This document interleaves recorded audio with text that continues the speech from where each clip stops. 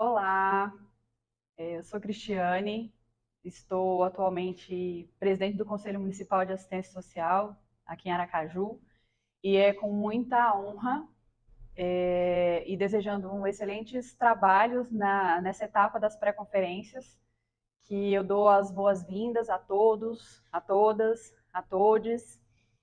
Eu vou fazer a minha autodescrição. Eu sou, eu tenho cabelos grisalhos, cacheado, sou negra, estou vestindo uma blusa alaranjada e eu uso óculos, tenho 46 anos. Então, em nome do Conselho Municipal de Assistência Social, eu quero saudar mais uma vez e agradecer a todos, todas, todos pela participação, pela adesão às pré-conferências, esse momento tão importante, né, de avaliação da implantação da política de assistência social aqui no município de Aracaju. Então, eu quero agradecer aos conselheiros, conselheiras, coordenadores, coordenadores dos nossos equipamentos sociais que estão recebendo a 14ª Conferência Municipal de Assistência Social, através das pré-conferências. É importante lembrar que o processo conferencial, ele inicia nos municípios e depois ele segue para as suas etapas estadual e nacional. Então, o Conselho Nacional de Assistência Social convocou a 13ª Conferência Nacional de Assistência Social, que vai acontecer em dezembro, e essa conferência ela é uma construção coletiva do conjunto de estados e municípios que sentam em instâncias, né, paritárias entre governo e sociedade civil para avaliar a condução do Sistema Único de Assistência Social em cada uma das suas esferas. Então, na Conferência Nacional, a gente discute e são apresentadas o consolidado do que estados e municípios vão construindo, né, ao longo do ano durante a realização das suas conferências. Então, esse momento agora é um momento de pré-conferências. Todos os nossos equipamentos, tanto da proteção social básica quanto da proteção social especial, a gente espera que realizem as suas pré-conferências com seus usuários, as suas usuárias, seus trabalhadores e suas trabalhadoras, junto às entidades, né, que compõem a rede aí da proteção social básica, para que a gente consiga ser capaz de avaliar esses SUAS que têm sofrido ataques tão intensos ao longo do governo passado, né, do governo federal. Passamos por um momento de pandemia que nos colocou uma nova realidade nos territórios, e essas demandas elas acabam batendo à porta dos CRAs, dos CREAs, né, dos equipamentos de alta complexidade, aí através dos abrigos. Então, esse intuito, né, dessa retomada democrática e republicana que o CNAS ele convoca a 13ª Conferência Nacional de Assistência Social, que tem como tema a reconstrução dos SUAS, os SUAS que temos e os SUAS que queremos. E o lema dessa conferência é: a assistência social é direito inalienável do cidadão e dever intransferível do Estado. Então, com esse lema que a gente vai fazer as nossas discussões e que a gente tem excelentes dias de trabalho. Então, muito bem-vindas mais uma vez e sigamos para a discussão dos eixos temáticos. A conferência ela foi pensada e o CNAS define como diretrizes para as discussões 5 eixos temáticos, né, retomando o que já vem sendo construído historicamente dentro da assistência social através do 2º Plano Decenal de Assistência Social, que trouxe metas para o SUAS de 2016 a 2026, e a gente vai discutir 5 eixos. O primeiro é o eixo 1, financiamento, o eixo 2, controle social, o eixo 3, articulação entre os segmentos, o eixo 4, serviços, programas e projetos, e o eixo 5, benefício e transferência de renda. Então, vamos começar a discussão dos eixos norteadores da nossa conferência pelo eixo 1, que vai tratar do financiamento da assistência social. É importante a gente lembrar que não se faz política pública sem dinheiro, né? Então, quando a gente fala em implantação de CRAs, quando a gente fala em manutenção de serviços, em pagamento de benefícios, ampliação de cobertura, isso tudo tem a ver com financiamento, né? Então, a gente, num primeiro momento, tem que ter a perspectiva da natureza obrigatória do financiamento, né? Sem financiamento, a gente não, tudo que a gente vai fazer é discurso, né? Então, esse financiamento para o SUAS, ele é um financiamento que ele é compartilhado entre os 3 entes. Então, o município entra com dinheiro, o Estado entra com dinheiro. As orientações do CNAS é que esse eixo ele tem por objetivo discutir o planejamento orçamentário municipal da política de assistência social, o compartilhamento de investimentos entre os entes federativos, o financiamento dos serviços, programas, projetos e benefícios socioassistenciais no SUAS, os recursos para demandas outras que possam surgir no campo socioassistencial do SUAS nos territórios.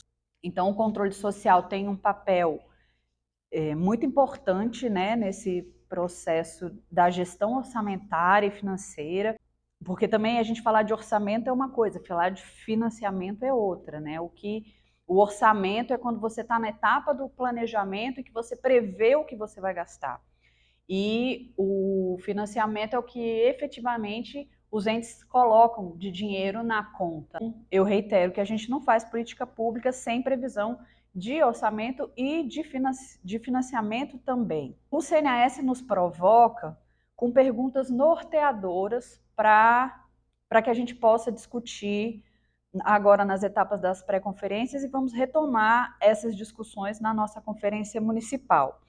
Então, as perguntas são: quais os desafios para o planejamento e a execução do financiamento da política de assistência social, considerando as atribuições dos entes federativos e as demandas da sociedade civil, além dos pactos já efetivados, né? Então, uma avaliação do nosso Plano Municipal de Assistência Social, como que ele está sendo monitorado, como que ele vem sendo financiado, como estão previstas as coberturas pelas proteções sociais básicas e especial, é necessário ampliação de serviço, é necessário reordenamento de serviços, reordenamento de territórios, isso tudo tem a ver com recursos, né? Você precisa de investir recursos para qualificar essa rede de atendimento. Quais pontos podem ser elencados sobre a efetivação de um planejamento socioassistencial municipal que condiz com a realidade local e regional frente às inúmeras demandas que emergiram no contexto pós-pandemia? Quer dizer, a pandemia trouxe uma outra realidade, o agravamento da questão social. Então, como que a gente vai se reorganizar para atender essas novas demandas que surgiram no momento pós-pandêmico? Existem autores no serviço social que tratam de sindemia, né, que são os agravamentos sociais pós-pandemia, né, como que esses agravamentos eles têm batido nas nossas portas e qual a nossa capacidade de resposta diante disso tudo, né? E de onde que estão vindo esses recursos, que estudos estão sendo produzidos do ponto de vista do financiamento dessa política de assistência social no município. Os recursos que o governo estadual tem repassado, eles são suficientes? Os recursos que o governo federal eles têm repassado, eles são suficientes? Quais estratégias podem ser apontadas para o reconhecimento e a efetivação do financiamento da política de assistência social nos municípios, levando em consideração a cogestão e o cofinanciamento entre os entes federativos? Ora, se eu tenho uma pactuação nacional de cofinanciamento, significa que eu tenho que contar com financiamento equitativo, ou seja, ele tem que ser igualitário entre os 3 entes. Não existe um município colocar mais recurso do que a União, do que o Estado. Então, como que a gente pode avançar nesse sentido aqui no município? Como planejar e executar um financiamento que garanta a eficácia e a efetividade da política de assistência social, considerando a expansão e a oferta de novos serviços, programas, projetos e benefícios socioassistenciais no âmbito do SUAS? Como reconhecer demandas emergentes e urgentes que podem aparecer nos territórios quanto ao planejamento financeiro do SUAS nos municípios? E quais as demandas com essas características podem ser apontadas neste momento. Então, a pandemia nos trouxe um cenário, infelizmente, de negação, né, do governo federal com relação à pandemia e a todas as mazelas que ela trouxe. Então, como que a gente reconhece essas potencialidades de intervenção nos municípios? E aqui em Aracaju, né, chegamos agora ao período de chuvas, né? Que capacidade de resposta o município tem dado para essas demandas que surgem nas situações de emergência e de calamidade pública, né? São só alguns parâmetros para que a gente possa ampliar as discussões nos grupos e tirar as nossas deliberações para esse eixo. Meu nome é Ivânia Silva de Menezes, estou conselheira municipal de assistência social, tenho 52 anos, estou vestindo blusa amarelo claro, estou com os cabelos soltos, sou negra e venho falar sobre o eixo 2, controle social. Então, trago para conhecimento nas pré-conferências como fazer o controle social no Conselho e nos equipamentos de assistência social. O controle social é um conjunto de ações executadas pela gestão e monitoradas pela sociedade civil com representatividade em 3 segmentos, dentro do Conselho Municipal de Assistência Social. Segmentos de usuários, trabalhadores e entidades, todos eleitos em fóruns próprios. Qual a função do controle social? Ordem social, proteção social e eficiência social. O controle social é a participação da sociedade na administração pública com o objetivo de acompanhar e fiscalizar as ações de governo, a fim de solucionar os problemas e assegurar a manutenção dos serviços, programas, projetos e benefícios de atendimento ao cidadão. O controle social é a parceria entre gestão e sociedade civil que pode participar de processos de elaboração, implementação e fiscalização das políticas públicas, por meio de conselho e conferência. Sejam bem-vindos, participem e contribuam. Viva a democracia!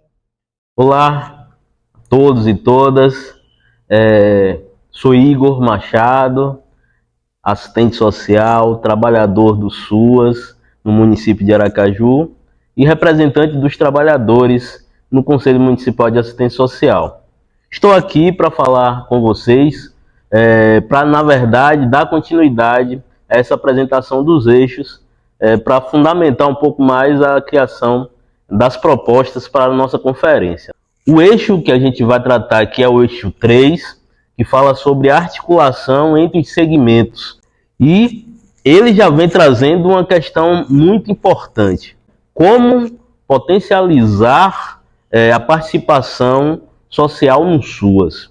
Como vocês podem observar, o eixo 3 ele tem uma relação de diálogo muito profunda com o eixo anterior, que vocês puderam conhecer, que é o eixo que trata sobre o controle social no SUAS.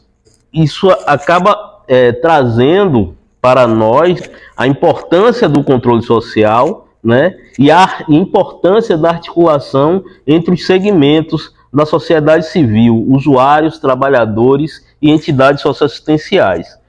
E se torna imprescindível essa articulação para o fortalecimento do SUAS. Né? Aqui eu trago algumas questões fundamentais para o debate desse eixo. E aí eu quero chamar a atenção aos trabalhadores e trabalhadoras do SUAS. O eixo 3 coloca os trabalhadores e as trabalhadoras do SUAS como agentes fundamentais no processo de construção da articulação entre os segmentos da sociedade civil. Digo não apenas os trabalhadores que estão nas unidades públicas da assistência social. Também falo aqui dos trabalhadores que estão nas entidades socioassistenciais, esses trabalhadores que atuam na rede complementar do SUAS e precisam também criar essa identidade enquanto trabalhadores do SUAS. Então, a gente precisa estabelecer que tanto os trabalhadores que estão nos CRAs, nos CREAs, nos centros POPs, centros-dias, nas unidades de acolhimentos, e os trabalhadores que estão nas entidades socioassistenciais precisam atuar fortemente para a construção de uma articulação da sociedade civil, né, como agentes transformadores. Os desafios que são colocados para a articulação dos segmentos da sociedade civil são muitos, né? Um deles a gente pode colocar que é a dificuldade dos usuários que são assistidos e beneficiários da nossa política ter a identidade e ter o compromisso na defesa com a política da assistência social, né? A gente vê isso também nos movimentos sociais que fazem um debate em outras políticas públicas e não discutem tanto a política de assistência social, né? Como pode, por exemplo, as mulheres, o grupo de trabalhadoras do campo, trabalhadoras das cidades, que foram muito beneficiadas com a política de assistência social, por exemplo, mulheres que viviam sobre relações abusivas por conta da dependência financeira dos seus companheiros e a partir do acesso aos programas e benefícios da política de assistência social, tiveram suas vidas transformadas, puderam ser independentes e se livrar dessas relações abusivas. Porque essas mulheres não estão na construção e no debate fortalecendo suas. Então a gente precisa construir, na perspectiva, trazer esses grupos, esses movimentos sociais para debater os suas. Assim a gente consegue fortalecer muito mais a política de assistência social. No entanto, temos aqui uma questão central, né? Como promover a articulação entre usuários, entidades e trabalhadores com as condições precárias de trabalho que nós enfrentamos no SUAS, né? Talvez esse seja o debate central desse eixo aqui, né? As relações de trabalho, a precarização de trabalho que dificulta a articulação entre a sociedade civil, né? Então a gente traz aqui algumas pontuações para direcionar aí a discussão das propostas que vocês vão fazer, né? Então trago como primeira questão: como garantir o atendimento qualificado e emancipatório aos usuários do SUAS, enfrentando a precarização dos serviços socioassistenciais no país? Essa é uma questão. As equipes das unidades públicas da assistência social conseguem fazer articulação nos territórios ou ficam presas nas unidades atendendo às demandas burocráticas dos serviços? Tem equipe suficiente para fazer articulação nos territórios? Essa é uma questão central também. As entidades socioassistenciais conseguem fazer articulação de referência e contra-referência com os CRAs, CREAs, Centro-POPs e outras unidades da assistência social no seu território? Essa é uma questão que é elementar também para esse eixo. As condições precárias de estrutura das unidades socioassistenciais têm afastado os usuários do cotidiano do serviço e dificultado a articulação? Essa é uma questão a ser apresentada também.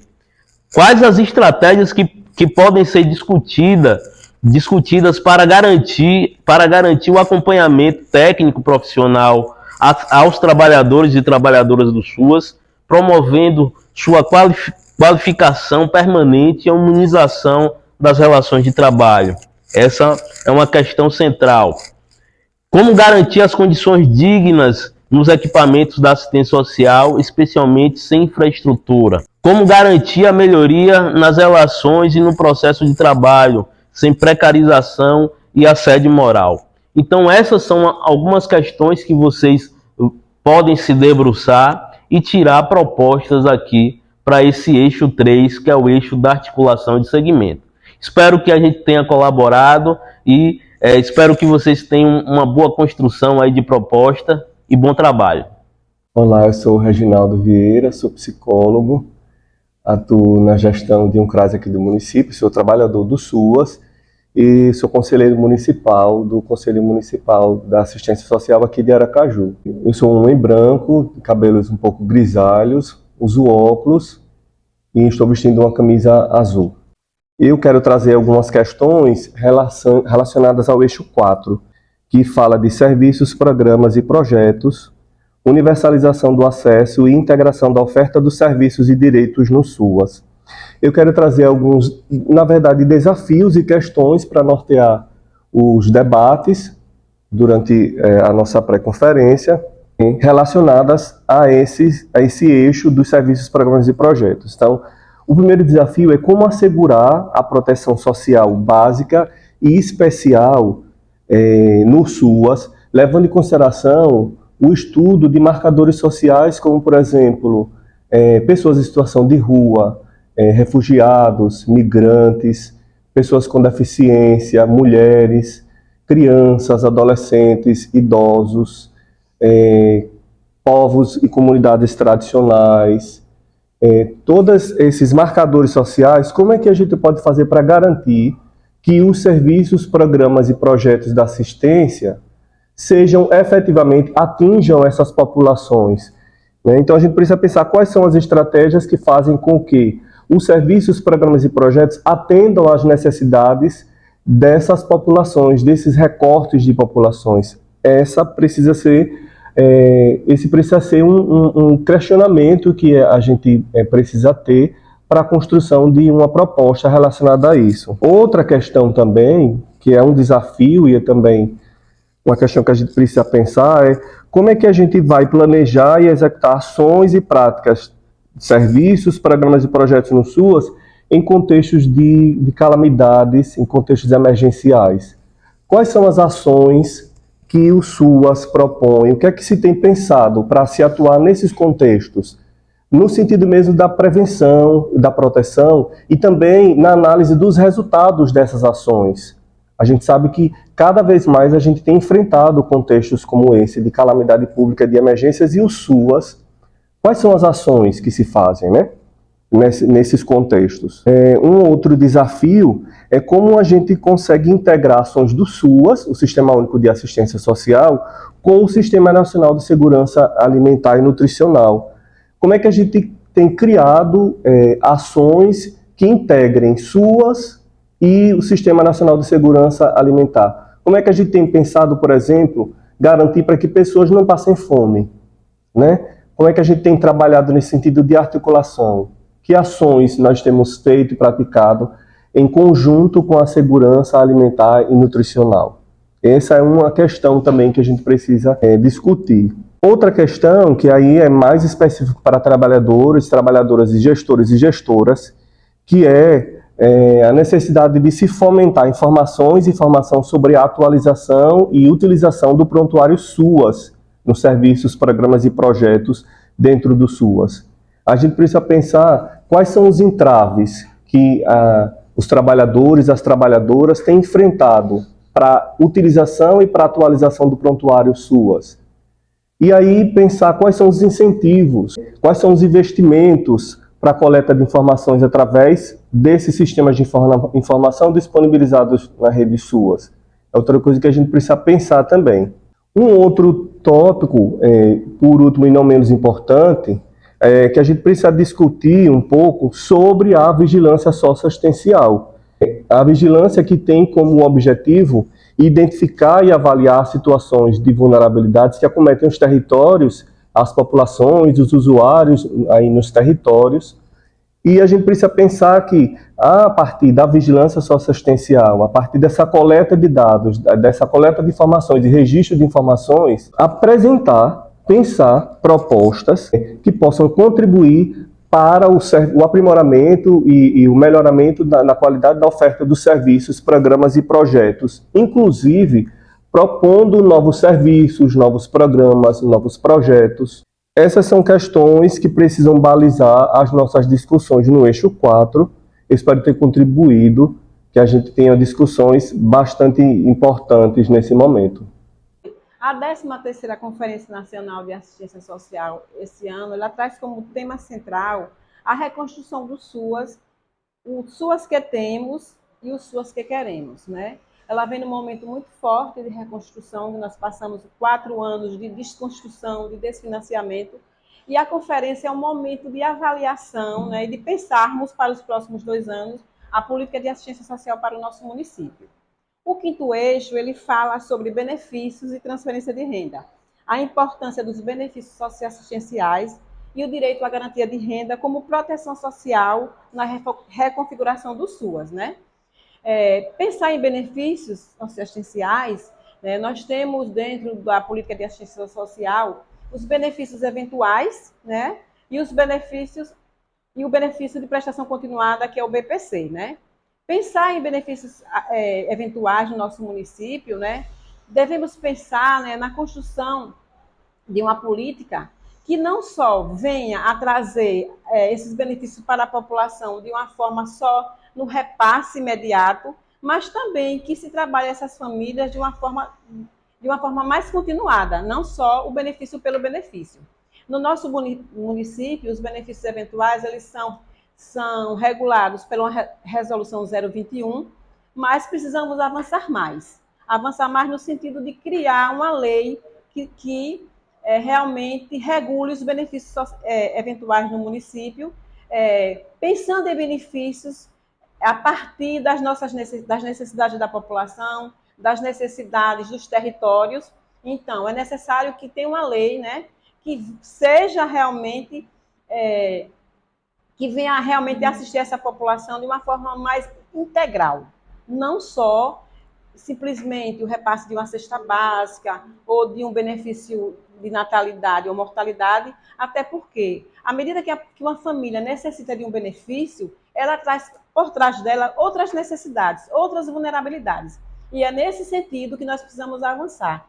E eu acho que a conferência é um momento realmente de estar se avaliando e estar colocando propostas, deliberando propostas para que a gente possa avançar nesse sentido. Da mesma forma, o BPC, que é outro benefício socioassistencial, né? Nós temos hoje, no nosso município, mais de 20 mil famílias recebendo esse benefício, seja para deficiente ou para o idoso, que é o benefício, né, no valor de um salário mínimo para idosos e deficientes que têm uma renda per capita de até um quarto do salário mínimo. Também precisamos avançar nesse aspecto, né? Não só pensar o BPC só como repasse de transferência de renda, mas como está proposto no protocolo de gestão integrada, trabalhar essas famílias para que elas não só recebam esse benefício, mas ela tenha um atendimento integral para toda a sua família.